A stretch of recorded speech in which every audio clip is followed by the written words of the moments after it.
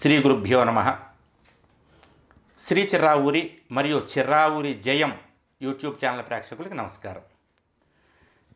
మనకి అప్పుడప్పుడు కానీ ఎప్పుడైనా కానీ చెడు కళలు అనేటటువంటి వస్తూ ఉంటాయి.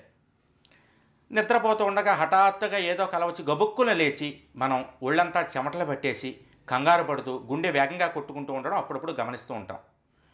చాలామంది కళలు అనేటటువంటివి మనం ఆలోచించేటటువంటి ఆలోచనలను బట్టి వస్తాయని అంటారు. కానీ కొన్ని కళల్ని కనుక మీరు జాగ్రత్తగా గమనిస్తే ఒక సన్నివేశం జరిగినప్పుడు, ఒక సంఘటన మన జీవితంలో జరిగినప్పుడు, అరే ఇది మనకి ఎప్పుడో కల్లో కనపడింది కదా అనుకుంటాం.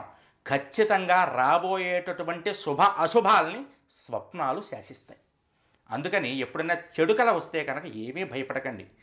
చెడు కళలు ఎక్కువగా వస్తూ ఉన్నా, ఎప్పుడైనా మీకు ఉన్నట్టుండి హఠాత్తుగా నిద్రలోంచి మెలకు వచ్చినా మీరు చేయాల్సిన పని ఏమిటి అంటే, ఒక్కసారి సహస్ర పరమాదేవి శతమూల శతాంకుర సర్వగం హరతుమే పాపం దూర్వ దుస్వప్న నాశని.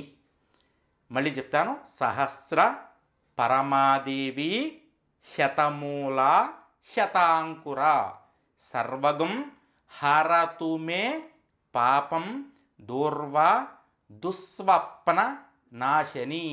ఈ మంత్రాన్ని చక్కగా మీరు ఇప్పుడు నేను చెప్తున్నప్పుడు మీరు చక్కగా రాసుకోండి. రాసుకుని మీరు నోటికి వచ్చేసేయాలి. పడుకోబోయే ముందు కనుక ఈ యొక్క మంత్రాన్ని ముమ్మారు అంటే 3 సార్లు కనుక మీరు స్మరించుకుని నిద్రపోయారంటే దుస్వప్నాలు మీకు రావు. ఒకవేళ వచ్చినా కూడా వాటి వల్ల ఎటువంటి ప్రమాదం మనకు కలగదు. అదేవిధంగా మీరు పడుకోబోయే ముందు ఒక 21 గరిక పోచల్ని, గరిక పోచలు అంటే గడ్డి, రోడ్డు పక్కన మొలుస్తుంది చూసారా గరిక గడ్డి, ఆ గరిక గడ్డి 21 పోచల్ని చక్కగా ఒక దారం ఒకటి తీసుకుని దారానికి పసుపు రాసి మీరు చక్కగా కనుక ఆ దారంతో 21 గరిక పోచల్ని కట్టి మీరు పడుకునేటటువంటి సమయంలో దిండు కింద పెట్టుకుని పడుకోవాలి. ఉదయాన్నే లేచిన వెంటనే ఆ గరిక పోచల్ని, ఆ పసుపు కట్టినటువంటి దారం ఏదైతే ఉందో పసుపు దారం, ఆ దారాన్ని తీసేసి గరిక పోచల్ని పారేటటువంటి ఏరులో కానీ లేకపోతే ఒక బకెట్లో నీళ్లు తీసుకుని ఆ నీళ్ళల్లో వేసేసి కలిపేసి మొక్కలకి పోసేసేయండి. ఆ పసుపు దారాన్ని అట్టే పెట్టుకుని మళ్ళీ 21 గరిక పోచల్ని కట్టేటప్పుడు ఈ యొక్క పసుపు దారాన్ని వాడచ్చు. ఇలాగ కనుక ఈ పరిహారాన్ని మీరు పాటిస్తే చెడు కళల వల్ల, పీడకలల వల్ల, దుస్వప్నాల వల్ల కలిగేటటువంటి దోషాలన్నీ కూడా తొలగిపోతాయి. ఏమీ భయం లేదు. చిన్నపిల్లలకు కూడా ఇలా తలగడ కింద పెట్టవచ్చు.